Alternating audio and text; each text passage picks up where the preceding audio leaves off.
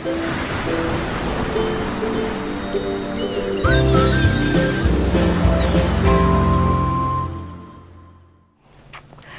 there, this is Allison with Let's Go Travel Tips. Today we have information on testing there at the port in Southampton, as well as lots of other news and updates. So I am really glad to have you with us. I'd like to welcome all of our Let's Go family members, as well as anyone who is new. I am so glad that you're all here with us today, and I really appreciate your watching our videos, so thank you. If there's anyone here who hasn't subscribed yet, would love it if you would subscribe to our channel. It will help us out, as well as it'll make you a member of our Let's Go family. And we have the most amazing community here on YouTube and over on our Facebook group. I would put the Let's Go family up against anyone, anytime. And so thank you and welcome to our Let's Go family. So first of all, I was talking yesterday about how we would really like to know more about the testing there at the Port of Southampton. And so we had a couple of amazing Let's Go family members reply to that and give us some really helpful information.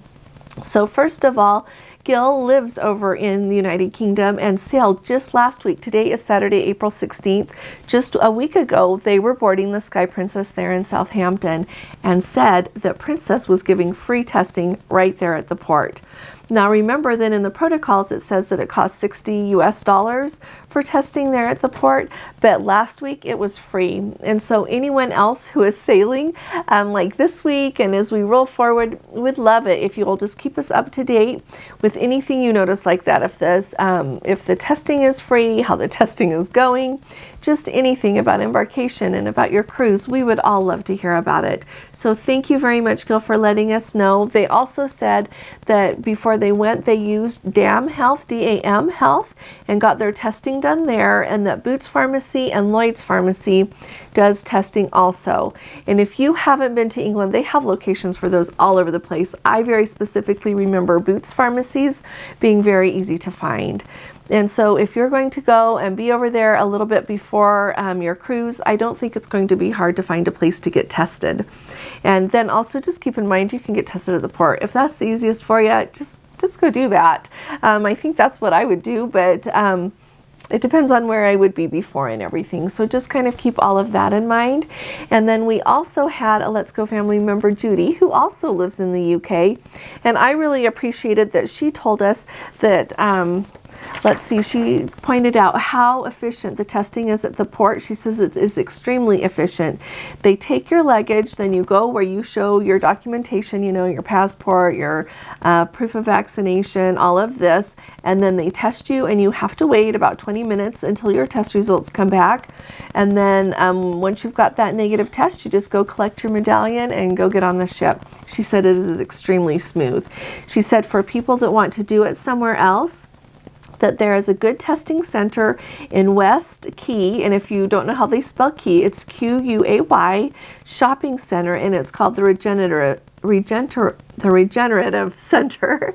And that's the one I had seen online and thought it looked really good. They'll do the PCR testing that takes longer, but they also do the antigen test. Let me point out though that their antigen test costs more than the $60 US does at the port. So just kind of keep that in mind, okay? And you know what, testing prices can change at any time at these places or at the port. I think if the testing price were to go up at the port, or and mind you, Gil said that they were free, but if the testing were to go up, they would update that in the protocols. I'm very confident of that. But if you're right there and you want to test before you get to the port, that is an amazing place. And she also said that it is actually within walking distance of the Mayflower terminal, which is where Princess ships are docked usually. And so maybe if anyone can say where they boarded there at Southampton, that would be amazing. I didn't think to ask Gil that until right now. I know that when we went, but that was clear back in 2018, we went out of the Queen Elizabeth II terminal. And so I don't know if they're just only at the Mayflower terminal right now, or any, you know, how it's going to be this summer. So just let us know. Anybody would love to hear from you.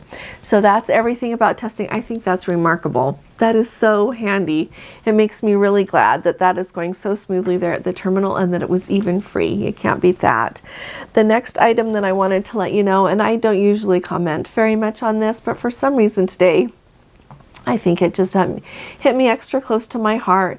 A man jumped overboard off the Carnival Mardi Gras this morning, just west of Port Canaveral there, and of course the Coast Guard are looking for him. But if you could keep his family in his prayers, I think we as a group have an amazing family that sends their prayers and their good thoughts, however it is that you do that in your life. And I know that it really helps people. I know that for sure. And so I thought that we could do that together for the family of this man, because this has just got to be heartbreaking for them, because it's sad for us and we don't even know him. The next thing that I wanted to let you all know, and it has to do a little bit with, well, it has everything to do with testing, is, you know what, some of our Let's Go family members have been asking me if Royal Caribbean has been saying anything about testing, and they haven't. Of course, we know testing in Europe, I should say, in the ports there. And as we know, that testing is required, but Royal Caribbean, like on their website, they have a page where you just click on which port you're going to be sailing out of. So I kind of went through all, I went through all of them, and none of them have any indication of testing at the port there to board a Royal Caribbean ship. They talk about ordering those eMed tests and using those as you travel. Remember, the eMed tests are the same ones that we order from Optum. They're the Abbott Laboratories tests, or the ones that you do with the healthcare provider in a video call with you and get the results that way. They talk about doing that. They don't talk at all about testing at the port. And so just keep that in mind.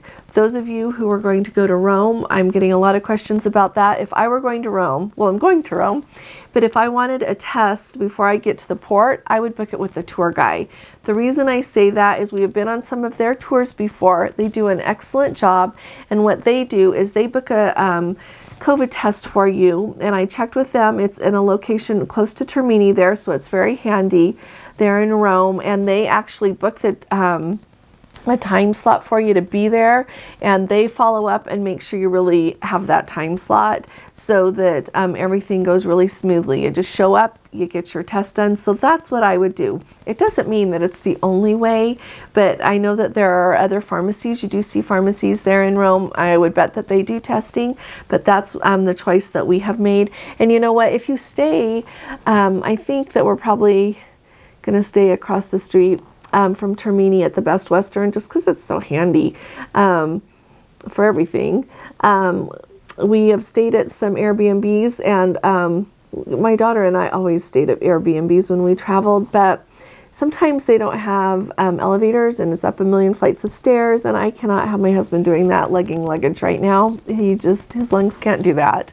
And so we will probably stay at that hotel right there. I'll let you know when we firmly decide though. But anyway, right across the street from it, attached to Termini, is a pharmacy. And I looked the other day, and it looks like they're doing testing as well. And so there are lots of places to get tested. If you've never been to Termini, Termini is this huge touring station, and I'll talk to you more about it in another video, but it has pharmacies, it has grocery stores, it has fun clothing stores, it has everything pretty much in there. And so it is a really handy place that you could get a COVID test as well. And of course, when we go, I will keep my eye out and show you information about that. But just know, if you're going, especially with Royal Caribbean, and you don't know how you're going to get tested at the port, the tour guide, I think, and you know what, I don't get anything from the tour guide. The tour guide doesn't know me from anybody. I just know them because we have, like I said, done their tours before. They did such a good job. Now is the fun cruise news part. There's a happy story here. The Royal Caribbean Voyager of the Seas just started sailing again out of Barcelona yesterday, April 15th. And for this summer, she is going to be doing sailings mostly to the Baltic and Scandinavia, visiting like Finland, Sweden, Norway, Poland, Denmark, those countries there. And did I miss any? I don't think so. Estonia. I missed Estonia. And so she is going to be doing those sailings. Now, traditionally, like for the last 10 years, she has been doing sailings over in Asia. But Royal Caribbean said, you know what, due to the uncertainty of the restart over there, we're going to shuffle a couple of things, and we're going to move her to Europe. So she's going to do those sailings, and then it's kind of fun. In September, she is going to come over and do some sailings out of Boston to New England and Canada. So how fun is that? It'll be fun to have a ship going in and out of Boston there. And then after that, she's going to go down to the Caribbean for the November 2022-2023 season, doing Southern and Eastern Caribbean cruises. And like I said, this is really big because now they're going to have another ship sailing. I think it is really exciting as we see the ports over there in Europe start to have these big cruise ships come, and that everything is going smooth with these sailings. I think that bodes very well for cruising, and so that's very exciting. Now, the Celebrity has also made an announcement that they are going to have to move the Celebrity Solstice, which was due to do sailings over in Asia. They are going to have to move her and shuffle a couple of ships because of the uncertainty of restarting of cruising in Asia as well. And so she was supposed to sail over there from September of 2022 clear through April of 2023. So 19 sailings are being canceled, and they are going to move the ship. The Celebrity Millennium has been sailing the Mexican Riviera. They are going to move so that now the Celebrity Solstice is going to do those sailings. And so they were saying that if you are on one of those sailings to go to the Mexican Riviera, they are just going to rebook you onto the Celebrity Solstice. And if you don't want to do that, you can call them and tell them, and you can have 100% refund. But they are just going to move the passengers right over to the other ship. Same itineraries, same dates, so that nothing else changes except for this ship. And I really appreciated that they said that they were saying, what were they touting? They were saying how awesome the Lawn Club is and other amenities found on the larger Solstice class ships. And so that's a good point also, that the Celebrity Solstice is bigger than the Celebrity Millennium. So you would have an even bigger ship to sail on if you're on one of those cruises. I wanted to add, I thought it was kind of sad, that one of the big cruises that was going to be on that Celebrity Solstice was going to be this 15-night sailing that went from Vancouver over to Yokohama, Japan, and it was set to depart on September 16th of 2022. That's how they were going to get over there. And it is, we see way more transatlantics rather than trans-Pacifics. And so that's too bad that one had to be canceled. Then they were going to go on sailings out of Yokohama, Hong Kong, and Singapore. And so those are all canceled. So she is going to be doing the sailings there on the Celebrity Solstice there on the, down to the Mexican Riviera until she is moved up to sail in for the Alaska sailings of May of 2023. And so that's too bad. And then the Celebrity Millennium is going to be moved over to the Caribbean, and they haven't said yet where exactly in the Caribbean those sailings will be going. And so we will just keep our eye out for that information. But I thought I would let you know, it looks like for a lot of regions in the world that cruising is starting to get back to normal, except for over in Asia. It's a little much more glitchy there. And so we'll keep our eye on that. Even South America Brazil has resumed their sailings, and everything seems to be going much more smoothly down there. And so we will kind of see. I know a lot of people still ask me all the time, like, when do I think testing is going to end? And I don't know. Some people say it might end in the summertime. I really think it's just going to be dependent on what COVID does. I do know that, like in Europe, they've had much higher cases.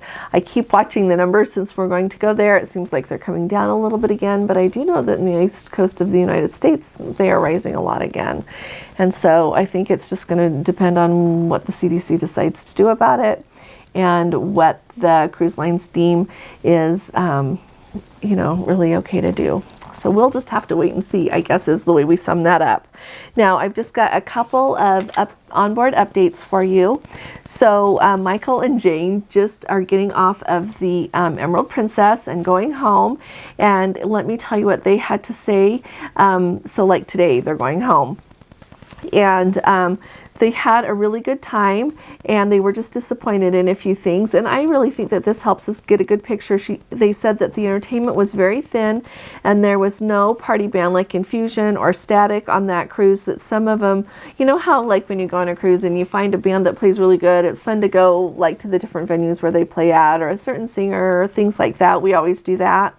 And I wouldn't say always, it just depends on the cruise and where we're going and what else is going on, but we really enjoy it when that works out.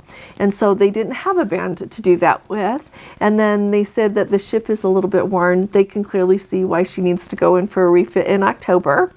The food was okay, but limited choices in the buffet, pretty much the same stuff every day for breakfast, and they never had like a special night, like, you know, they would do German night, and sometimes they do, like, I've been on when they do seafood night before, just all the different, sometimes different theme things, like none of that. And they are reporting, and I heard this on another cruise ship, and I was trying to remember which one, so if anyone can speak up and also share your dining experiences. They said that in the main dining room, they kind of switched anytime dining to their time dining, and it was like you pretty much had a set time that you had to go, and they didn't like it at all. It was more like traditional dining. And so they said that they had 3 really delicious dinners at the Crown Grill and 1 at Sabatini's, so that's really good. But the rest of the time they were kind of stuck just eating at the time that they got assigned, which is not cool.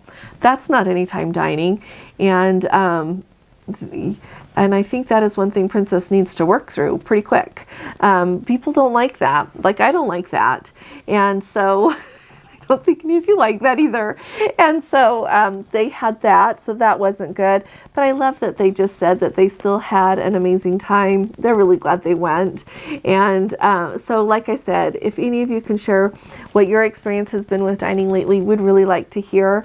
Like I said, I don't know, I cannot remember which other ship it was, but there's another ship that was turning anytime dining into whatever Princess wanted you to eat, when they wanted you to eat dining. And he also said that they kind of lied and said, which is not good. They said that the anytime dining room said that one was closed and the other was overcrowded, which was not the case the first night. And so there you go. That's that whole story. Then we've got Anthony, who has just been on a Mediterranean cruise. In fact, I think they're getting off today as well. But he was saying that everything was open. The excursions were really good. They got to go everywhere that they wanted to go. So I'm sorry, I should remind you, they were on the Regal Princess in the Mediterranean. And so I had asked him if the ports were open, what was everything like, how were the excursions? He said it was great. Like I said, the excursions were really good. Everything was open that they had hoped to see. And so I think that bodes very well for this season. And then he also gave us a heads up that the Regal Princess is going to go in for a dry dock, and for 2 weeks after the next cruise, the next week's cruise ends. And so he said hopefully they'll be able to fix the internet during that time, because the internet was miserable on their sailing.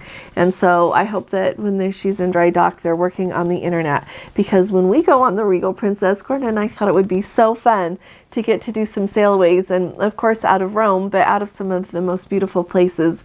And if that doesn't end up with being able to do that with how the internet is on the ship, we'll still record them and show you, because we are going to so many beautiful places and we just want to share it with you.